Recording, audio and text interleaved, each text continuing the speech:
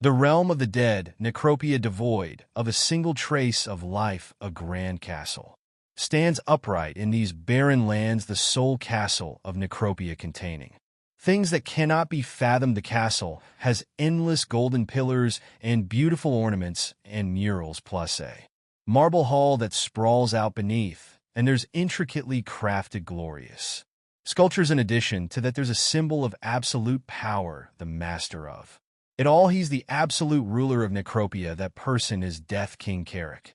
He transcends all and controls death itself. It was finally realized after a century that humans were not made to control things such as death. In his human days, Carrick had been the bastard child of a fallen noble family. He lost his mother young, faced pressure from other nobles, and grew to trust only himself. He has a strong desire for power in himself. Then he came across a forbidden codex pertaining to necromancy and steered off the path of a human. Soon after, Karnak drove every human in the kingdom to death. The fourth martial king and 3 grand mages resisted Carrick, but Karnak was able to convert them into his own subjects. The guardians of the world tried to stop him too, but when he turned the final remaining guardian of the world, named Dragon Emperor Gritaria, into his subject, Karnak converted his own flesh into the ultimate descendant, Azra Schnapp, the most powerful undead from that the strongest Death King to ever exist was born. Karnak thought that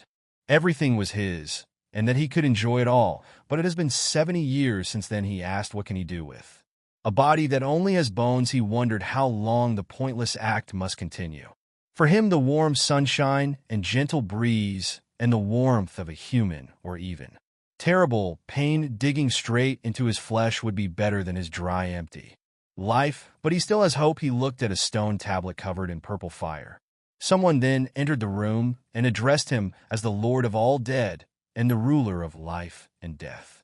Conqueror of the lands, the knight greeted the king of death, Karnak. This knight is named Barrows, the head commander of the legions of death. King Carrick told him that the preparations are ready. Barrows was surprised. Carrick expressed that he's positive that it will work this time. Barrows got excited. Apparently, Carrick has been searching for a way to recover the pleasures of the flesh. With Barrows, he tried vampirism and possession, but the pleasures work by fulfilling what one lacks. For the ascended, like them, no method could fulfill their needs. However, because they were the ultimate ascendants, they could find a way to recover their pleasure if they cannot enjoy human pleasures because they are not human. He planned to turn back time to the days when he told Barrows that they will go back in time to the moment he first gained the mana of darkness. Barrows asked if their existences will disappear if they fail. Karnak asked him why he would still think of that. He asked whether Barrows still has regrets in his life. If Barrows has, Karnak playfully tells him that he'll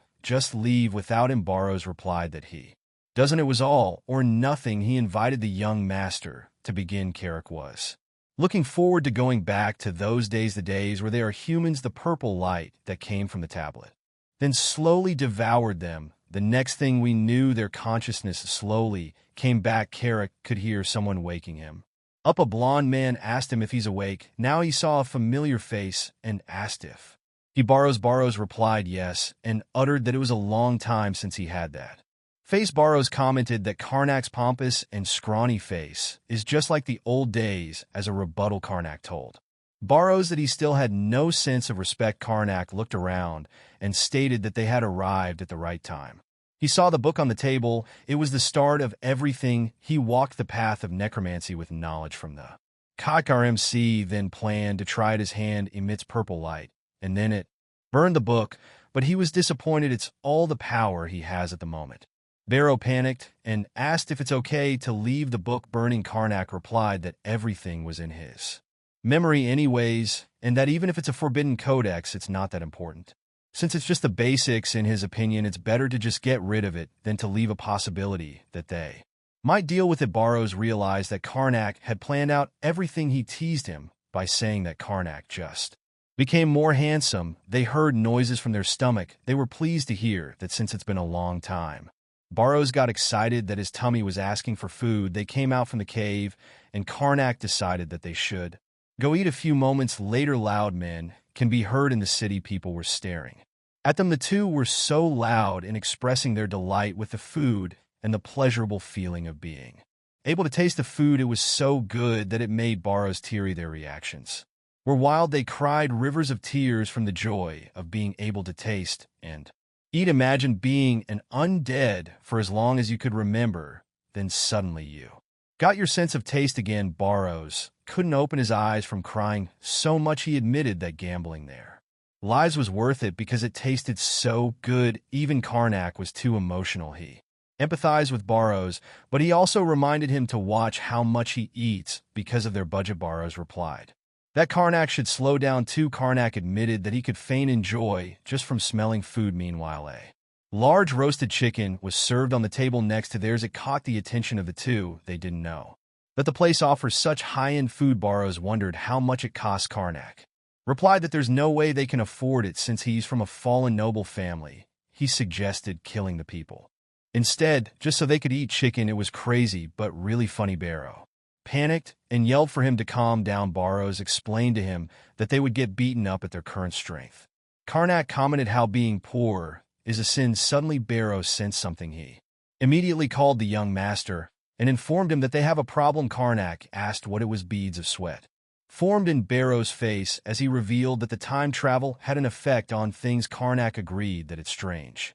They were looking at the pouch. Barrows told him that something was wrong because there was no way that they had that much money. The pouch was full of silver coins. Internally, Carrick wondered where things began to go wrong. Karnak knew that during that time the guard family's financial state was poor. His grandfather, Baron Gid, started many businesses with the territory as collateral and failed all of them, so only debts were left for Karnak's father, Baron Krot. Unfortunately, his father did not have the ability to handle the ever-growing debts, and his original wife's two sons were useless brats who were of no help at all to the family. Carrick, the bastard child who was born into the collapsing family, received all of the family's scorn and persecution and barely managed to endure each day. That's how he knows his family state should be. Karnak wondered where all the money came from. He stated that it's not something to be happy about. He asked if the regression spell went wrong. Barrows replied that he doesn't know. Karnak internally thought that it just means that they didn't successfully come back to the past, but he can't deny that there were too many similarities with his memory. Barrows called him and asked if it meant that they could eat the chicken. He rationalized that their concerns will not disappear if they don't use the money. Both of them blushed and got excited over the thought. They drooled thinking about the chicken. Carrick agreed to buy it with a justification that they have to eat well to resolve their concerns. Barrows informed the waiter that they will order one chicken, but Karnak corrected him that they should order for each person, so Barrows asked for 2 chickens instead. A few moments later, their tummies were so full that the buttons of their clothing were barely holding on. Barrows replied that it's like he's going into a food coma. Carrick replied that they should sleep once they get back. Barrows was kind of dreading going back since he assumed that the family is the same as ever. Karnak assured him that they will be fine as long as they suck up to them,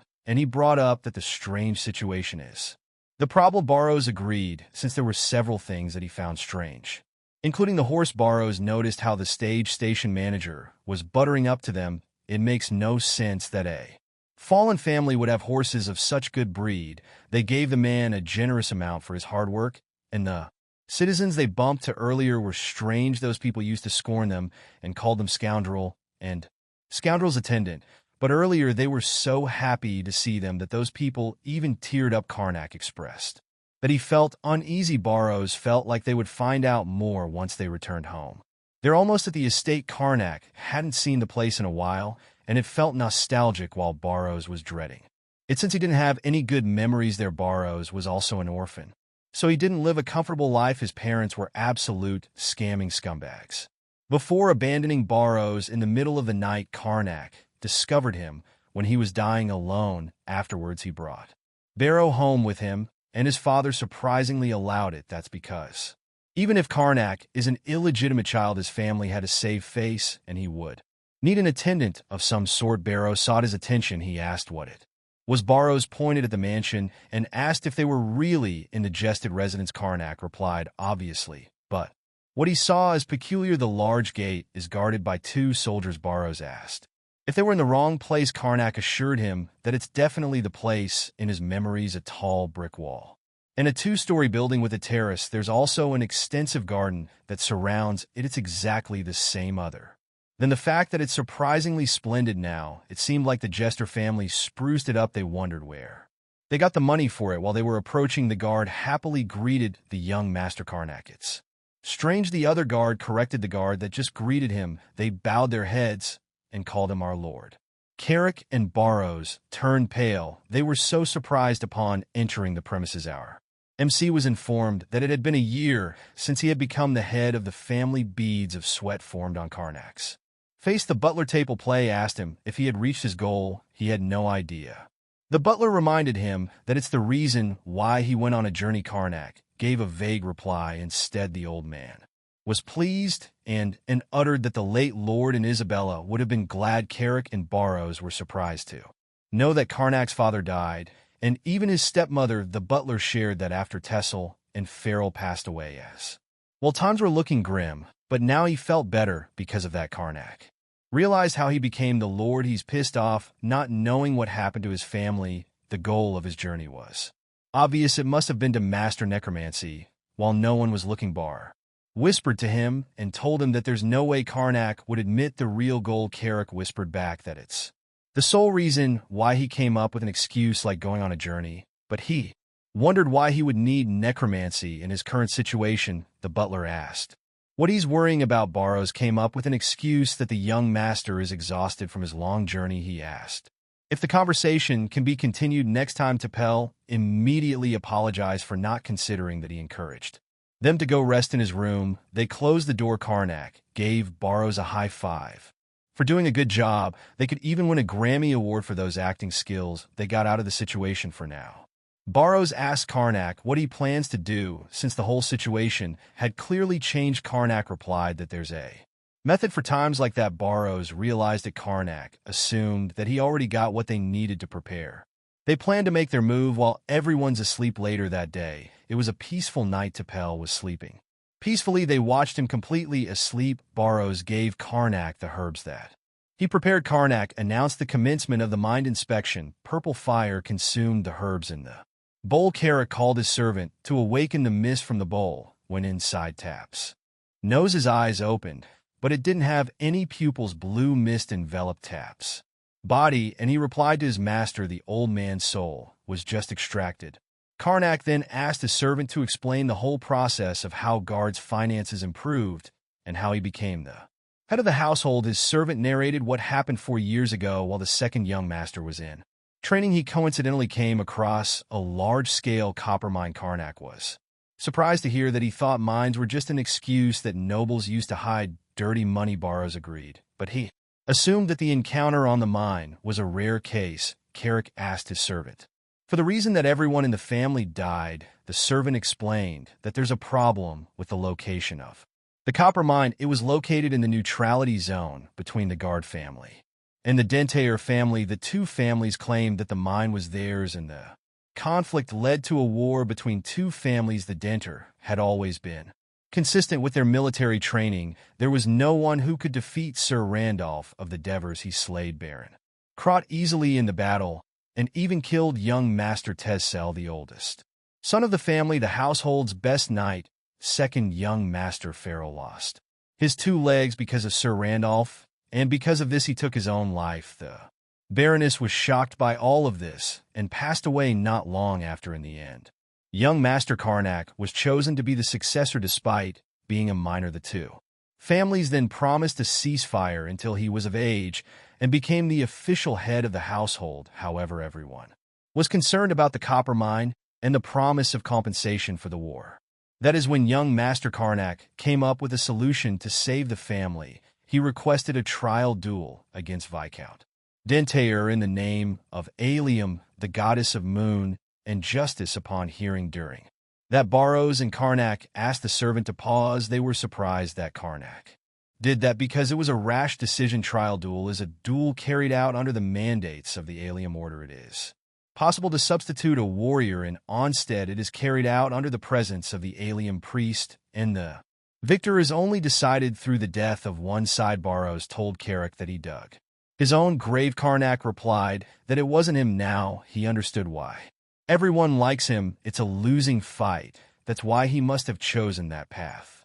Instead of continuing the war, Dentaire could have not refused such an offer, since it would ruin their image if Karnak won the duel and secured the copper mine. As a result, it would have helped them avoid starvation. Barrows argued that with Karnak's current skill, he would end up dead. Carrick replied that it's also why he's going to prepare as best as he can. He asked when the duel. The servant replied that it would be in a month. Right at that moment, they knew they turned pale since it was so close. The next day, several sweets were served on the dining table. Karnak told Barrows that he prepared it for him, since he always worked hard. Barrows was touched. Barrows happily munched on the food. While in the middle of it, he asked Karnak if it's okay for him to rest like that when the duel date is drawing near. That's when Karnak asked Barrows if he could go in his stead.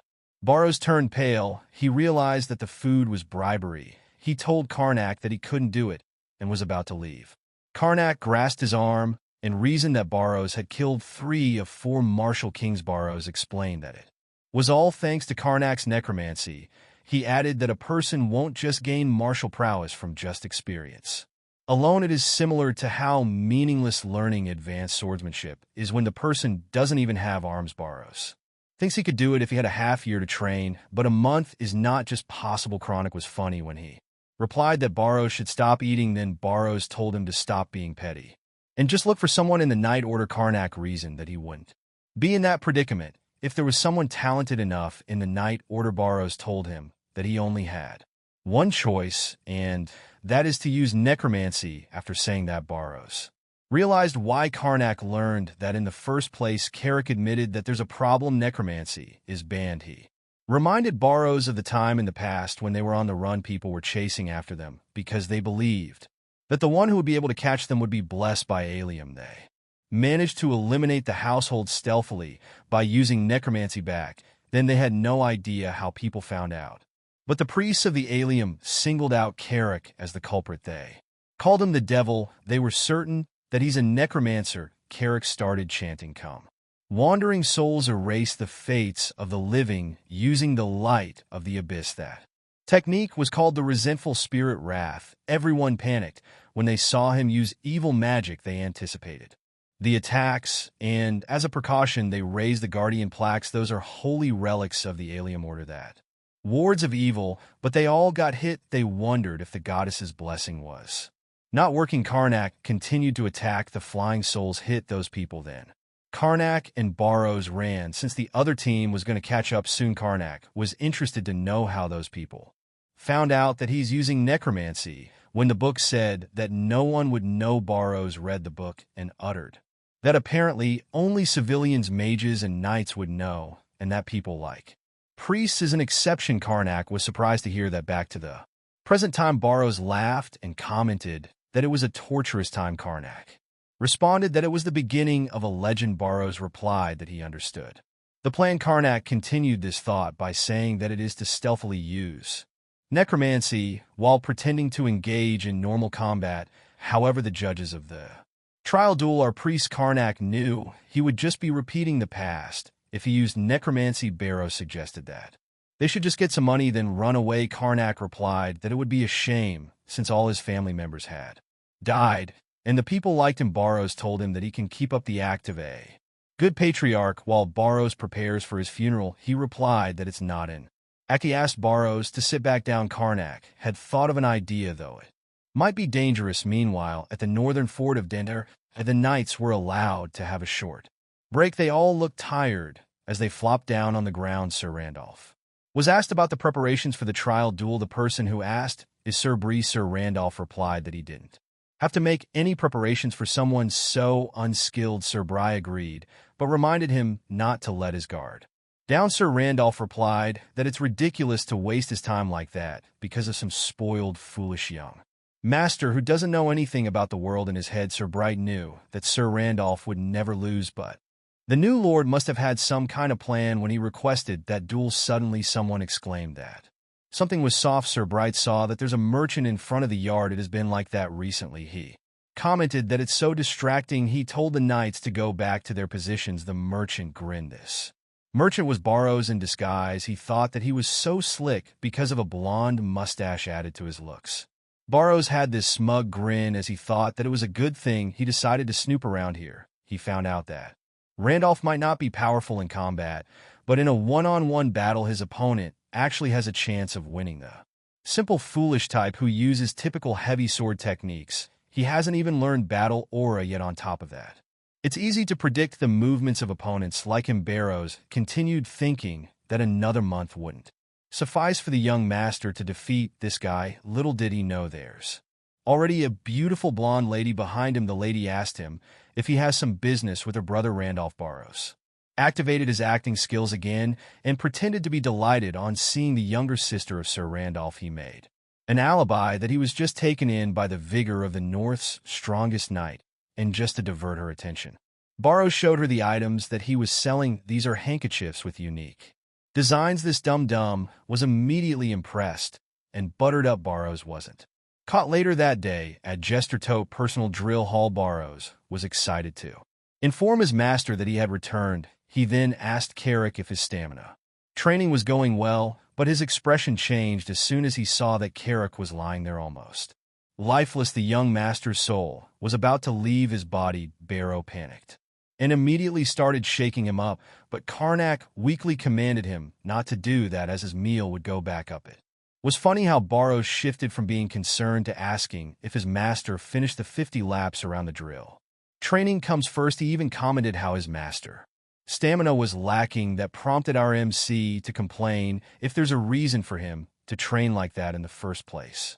Barrows then explained that he can't do anything with his shrimp-like body right now, the once full of life. Karnak now looked like this. He wanted to rest first, but Barrows told him that that was not possible since the real stamina training was just about to start now. The 50-lap run was just a rehab in Karnak's perspective. Barrows looked like a devil god that was just sent to torture him to death. He knows he's experiencing hell right now. 20 days until the duel. The first thing our MC was doing was to have a heavy breakfast. After that they will go to the drill hall and do 100 push-ups. Barrows was also doing the drill, except he's just using one finger. Later that day, Karnak needs to match it with 100 pole swings, then 100 squats. Just then, our MC was allowed to have a break. This routine will just be repeated every chance they could get, because after all, our MC was a mage before regression, and there's no way he could win against a knight. 15 days until the battle. Karnak was now looking more muscular. He's even lifting 2 sacks of sand while doing squats. He's clearly struggling, but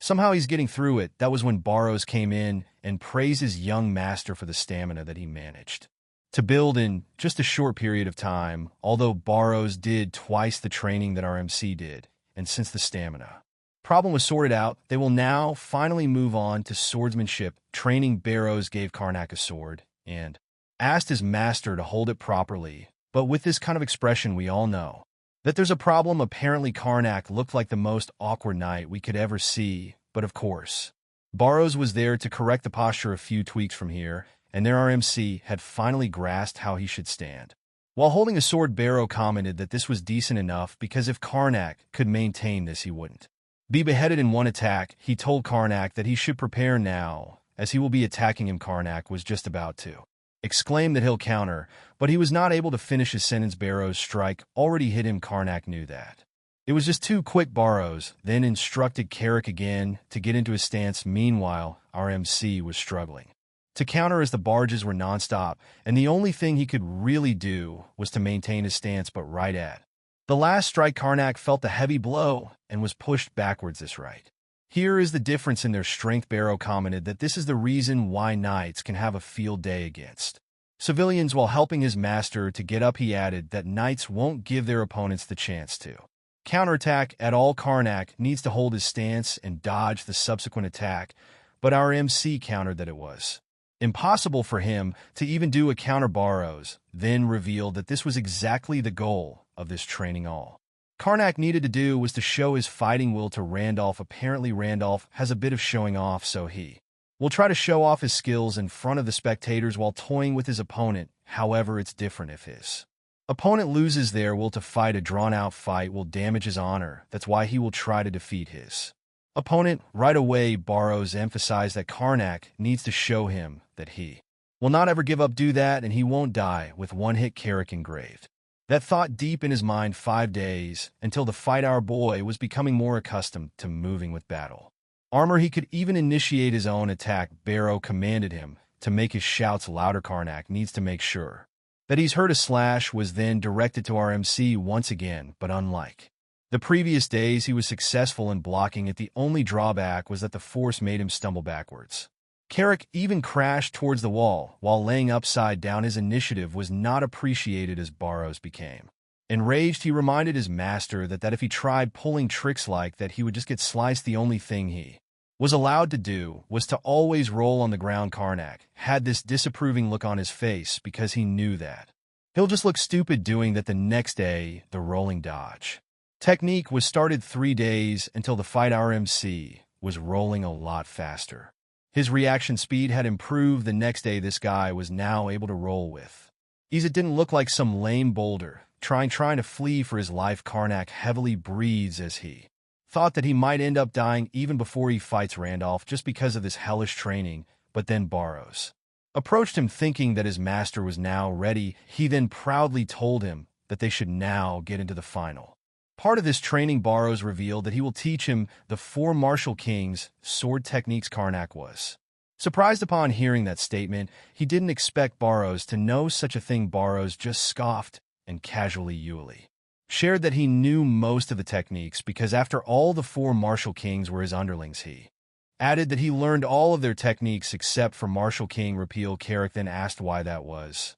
Barrows answered that it was because Karnak didn't turn her into a Death Knight. Repeal resisted until the end, so Karnak cut her into thirds and made her a palace gatekeeper. Karnak couldn't even recall that incident and wondered if he was that cruel. Back to the training, Barrows shared that the technique he was about to teach was from Martial King Lun. Our MC asked if that was possible since they only have 2 days, and with confidence Barrow told him that they only need 1 day. The day of the fight then finally came. The stage was set at the Dentaire and Guards border.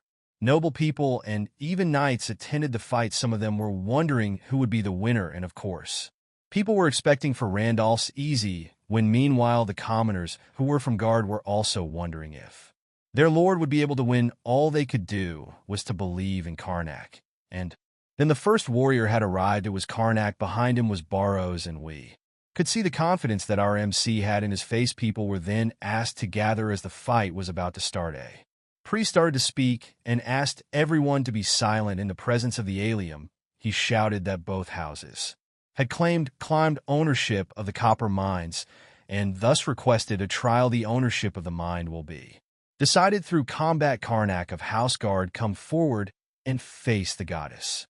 Sir Randolph of Dentaire, come forward and face the goddess. The priest added that before the fight, according to the rules, a handicap in equipment has been applied based on the fighter's ability. Both of them then pledge in the name of the goddess that they will fight honorably. The priest then announced that with the warrior's pledge, may the scales of justice seek out the truth. The trial by combat will now begin. The 2 warriors then faced each other. It was notable how Sir Randolph was just wielding a wooden sword while our MC was fully geared up.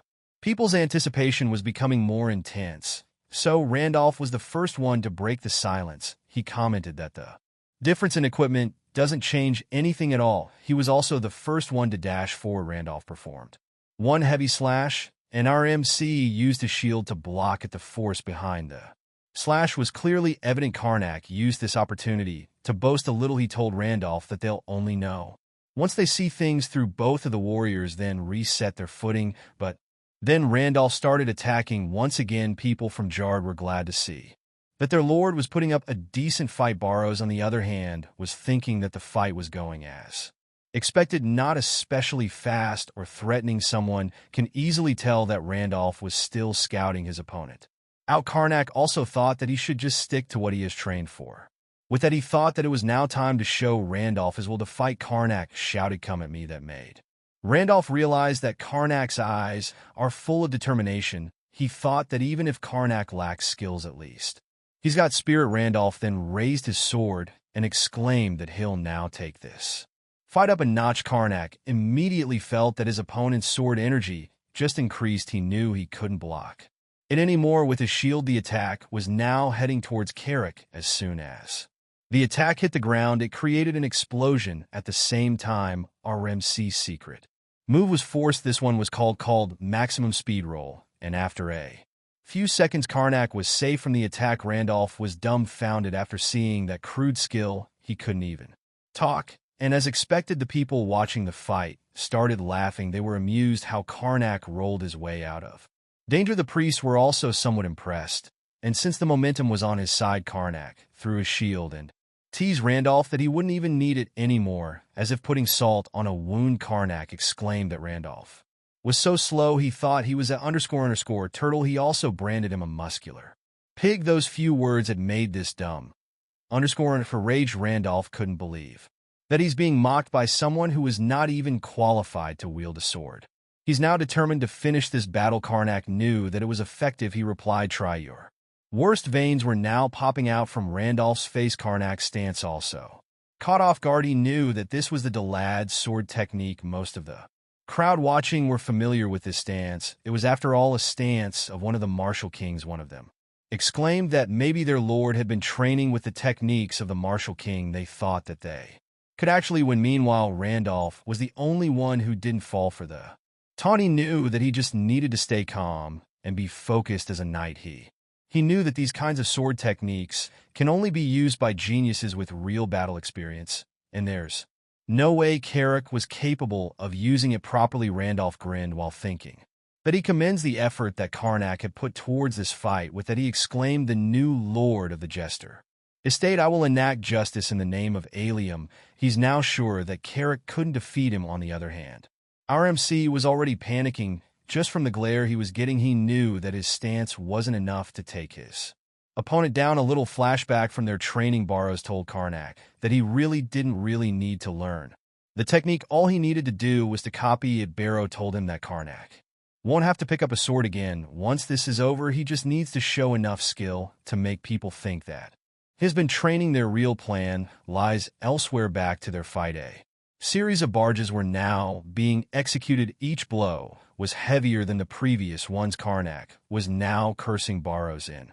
his mind because the blonde didn't tell him that a beating like this would happen. But still, Karnak knew he just needed to do what needs to be done. While crying a river of tears, Karnak still exclaimed, "This is nothing. Knight of Dentaire, did you really think this is enough to defeat the bloodline of House Guard?" The bold statement confused Randolph. Carrick was getting completely beaten up right now, and yet he's still trying to provoke him. All the while, RMC was getting the hearts of the people watching him. Some of them were even crying as they thought that even if Karnak was stupid, he had the heart and grit to be a good lord. Barrow had a smug look on his face as he knew that Karnak was not taking any direct hits. All the time he spent beating his master up was paying off. The provocation continued, and Randolph was becoming more irritated and impatient. That was because even if our MC was trembling all over the place, he's still not giving up. He even looked like he was about to inhale his last breath. With that, Randolph rushed towards Karnak. Barrows grew excited because this is the moment they were waiting for. He then reminded Karnak to brace himself. Karnak took that as if it was a cue for their trump card back. Then Barrows told him that he just needs to copy what he was about to do, and he'll be good to go. He also told Carrick that Randolph will go for his legs to end the fight, and he's doing that to limit his movement. At the right moment, Karnak was advised to shift into a defensive stance and stab his sword into the ground, which is happening right now. Randolph was caught off guard because a newbie managed to block his attack. Immediately after that, Karnak swung his sword upward in a diagonal arc. This has proven to be really effective, an unexpected way to do the attack, and when his sword was way up, Karnak shifted his grip. This allowed him to do another slash, and Randolph was not able to block it off. This move was called double uppercut. Overkill. Blood splattered on the ground. Our MC was panting heavily. The setup for that trump card had taken a toll on his body, but then a faint laugh was heard. It came from Randolph. While asking if that was all Karnak got, this guy was still standing proud. He commented that a kitten scratching him would do better damage than Karnak's attack, and just by looking at him, Karnak thought that this was bad. The priest watching from above all got worried as it looked like the match was already set. Commoners also thought that miracles really don't exist, and that reality is cruel and unfair. Their hope for Carrick winning this fight was done, for Randolph spoke and told Carrick that he did let his guard down, and he's sure to be made fun of by his fellow peers, but our MC answered that he's already risking his life right now. And all Randolph did was have a concern for him, but instead of having the expression of despair, Karnak had this devilish grin while telling Randolph that his win will now be more satisfying, as he'll feel sorry for him afterwards. Randolph had this uneasy feeling upon seeing Karnak grin like that, and as if on cue, the small slash that our MC inflicted started emitting black smoke. This blonde guy got confused on what he was seeing. A few more seconds later, the black smoke grew bigger, and it was exuding from his body. The guards and the high priest were shocked, as they knew what the black aura was. Randolph tried to slash the aura, but it just kept on surrounding him. He was now exclaiming about what that thing was. And while he was distracted, Karnak used this to dash forward. He exclaimed, "No matter what kind of dirty tricks you have up your sleeve, I won't lose." Carrick was about to hit him, but then Randolph's legs were enveloped by the black aura. A powerful kick was then performed, and it sent Carrick flying outside the arena. It was so powerful that it caused a massive impact. People were now wondering how the hell Randolph managed to exude that kind of strength. They also noticed that the black aura was now being controlled by Randolph, the real MVP of this incident, then shouts, "It's necromancy. This must be power from the devil." Barrow's acting was always on point. That shout was all these priests were waiting for. The old man commanded everyone to hurry and defeat Randolph. The guards and the old man all rushed towards Randolph. They were shouting that this fight is to bring judgment and justice against unclean beings, but even before they could come near, Randolph was able to brush them off with just one slash. The black aura also grew a lot bigger. Right at this moment, these guys knew that they should settle this once and for all. The high priest told them that this right here, without a doubt, is necromancy. He screamed that they should all stop him. Meanwhile, Randolph was still confused on what's happening. While slashing his sword against the black aura, he wondered what Karnak did to him.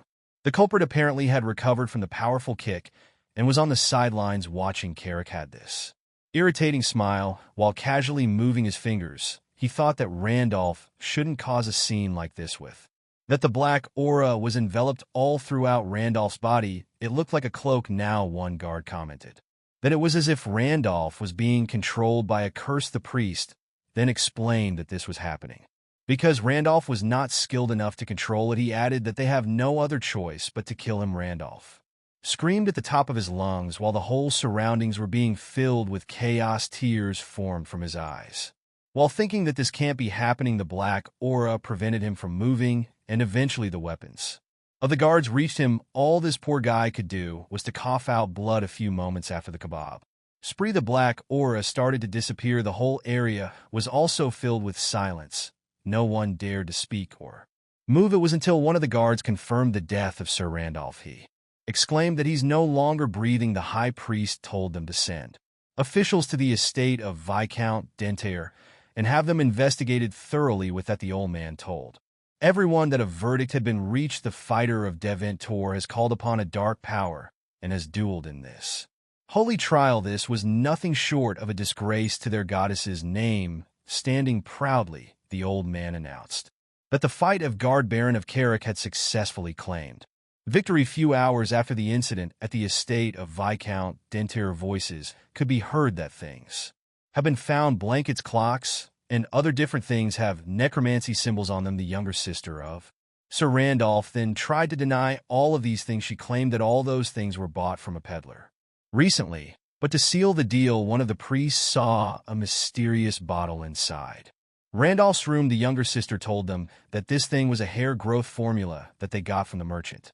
Sir Randolph has always been suffering from hair loss, and that made him buy it, but she was cut off when the priest revealed that the bottle was clear evidence of necromancy. A hearing will also be held soon. Meanwhile, a few days later at the estate of Jester, a scrumptious meal was served. Someone commented that this was more amazing than the things he ate during the training, and of course the ones eating these foods were none other than our great duo. This was just like a feast to celebrate their recent victory. Barros then changed the topic and asked his master how he thought of a spell like that. Karnak answered that he had to do Anything to win, and that plan only worked out thanks to Randolph's fiery attitude. 1 month ago, during their training, Barrows could be seen protesting because his young master told him that he'll use necromancy during his battle. Karnak added that it's the same whether you die while getting caught using necromancy or during the trial. He asked him if it wouldn't be better if one were to use it. Then, with a sly grin on his face, Karnak told Barrows that he was not the one who'll let Randolph. Barrows then asked his master what he had in his mind. Then Karnak revealed that they had to put up an act, and since this was their expertise, it was like walking in the park seeing the setup of the arena. The officials were far enough just to be fooled by what's really happening. When they were already fighting, it would be hard for the priest to know who's using the spell. Karnak also revealed that it's an incredibly strong and high-level necromancy spell, so even the Order won't suspect that he was the one behind it. However, there's just one issue. That's when Karnak told Barrows that he needs his opponent to spill even just a little bit of blood, and since this guy was the former commander of the Death King's army, he had already thought of a simple way of doing it. He even asked the young master where he wanted the cut to be executed back to the present time. Thinking about what happened made Carrick remember his hellish training. He even branded Barrows to be worse than the devil, but on the flip side, Barrows was glad that his master had put much effort, but putting all things aside, it still made Barrows wonder why the Order was so convinced that Randolph used necromancy. The answer to this question now lies at this place called Jelen Grand Temple Order of Alium. A bishop was talking to a high priest about the investigation done towards Deventor's dark powers, since this is a big issue. The bishop only wanted to hear things that were already confirmed. The high priest assured the bishop that they were already certain about it. The old man showed a model with a mysterious object in it. He added that this wasn't from any ordinary necromancer, using the fragment of the transcendent. The goddess warned them that the attributes matched perfectly. The Order had identified that this is the darkness of the apocalypse. And of course, the source of such an item was none other than our crazy MC, who was already in Cloud N thinking that luck is on his side during this life. These dumb _ celebrated like children as they exclaimed that the world was finally in their favor. They were now expecting to enjoy life to its fullest. Barrows then asked Karnak that with the Dentaire family gone, there are plenty of powers that will try to take over the mines. Karnak already knew about this, and he answered that it's the very same reason why he needs to grow his necromancy stronger. That caught Barrows off guard and asked what if the Order were to find out. With a grin on his face, he told him that that's why he needs to figure out a way to use necromancy without getting caught. Time has passed, and it's already been 3 months. Our MC had been continuing to find ways to improve his skills and grow stronger, and right now, he's trying another method while sweating. He thought that he needed more focus. A ball of dark energy was forming on his right palm. Apparently, he's gathering negative energy from the moonlight. He's also channeling some corrupt energy with these energies in his hand. He started purifying them, leaving only pure energy. As for the last step, he'll sort through and reprocess it to create magic and viola. It's done. Karnak was glad that his experiment became perfect and finally worked. This new form of magic was then branded as the chaos magic. The next day, we could see Barrows having a sparring match with someone. Barrows thought that it had been 3 months since he started training as a soldier in order to become an official Knight of Guard. He really had to do this. The only problem was that Barrows was clearly a lot stronger than these said knights. The one he's fighting right now is Sir Helaman, a senior soldier of the Jard, and after a few seconds, the old man told Barrows to stop while panting heavily. Gilman has decided to end the training for today.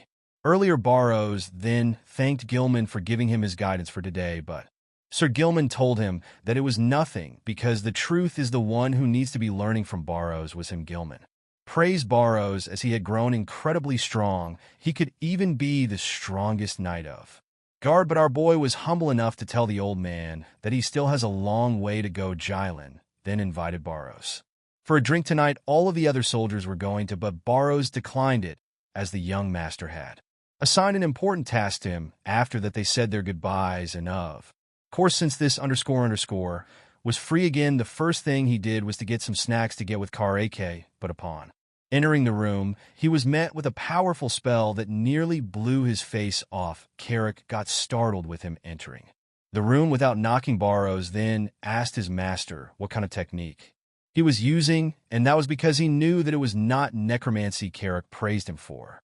Noticing quickly, he added that it's difficult to consider this necromancy now. It was because the spell he used was more akin to mana. Barrows couldn't believe what he was seeing right now in there. World, there are 4 ways to transcend the human force. First is a knight's battle aura, second is mag's mana, third is the cleric's divinity, and last but not the least, the necromancy, which deals with the force of death and darkness. This transcendent force accumulates only the energy that is suitable to the force in one's body. Once enough force has been accumulated, it will be transformed to what we call power, because power is optimized to what suits the user's soul and body best. Someone cannot use another power once their soul has already been bestowed. This was discussed because Barrows knew that it's impossible for Karnak to use mana, since he already used necromancy RMC, then explained that he didn't change his power, but more like it's a second stage of necromancy. Necromancy uses death energy and corrupt energy, which is literally dirty mana. That's why Karnak worked well with it, since he had a rotten upbringing, but there are foods that are made using nasty methods like fermented foods. This power has also been processed so that it doesn't feel gross or dirty. Our boy basically filtered away the negative emotions like hate and grudges, leaving only the pure energy of darkness and death, then transformed it into mana.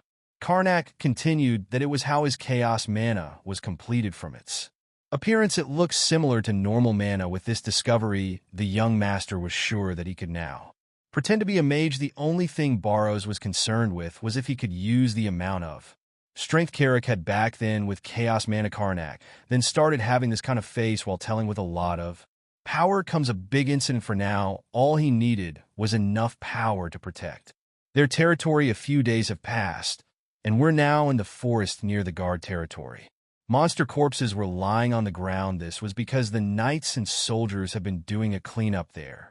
Captain was now telling everyone to pull out. Little did he know, there's already another monster lurking behind. Suddenly, the monster pounced with its mouth wide open, ready to tear the captain's head apart. Someone alarmed the captain, but the attack was now too close. Fortunately, there's a knight whose reflexes were fast enough. It was Barrows, and he countered the attempted attack with a powerful slash. The monster died in an instant. Barrow told everyone that he was a bit late. He then asked Sir Helaman if he's already. Jylan immediately thanked Barrows for saving his life. He added that he now feels assured since he's with an official knight. Apparently our boy is now an official knight. He told Gilman that his praise was a little bit embarrassing and awkward. From the reports, Barrows found out that the monsters these days were acting more strange. These monsters called snar rolls, for example, got twice as strong.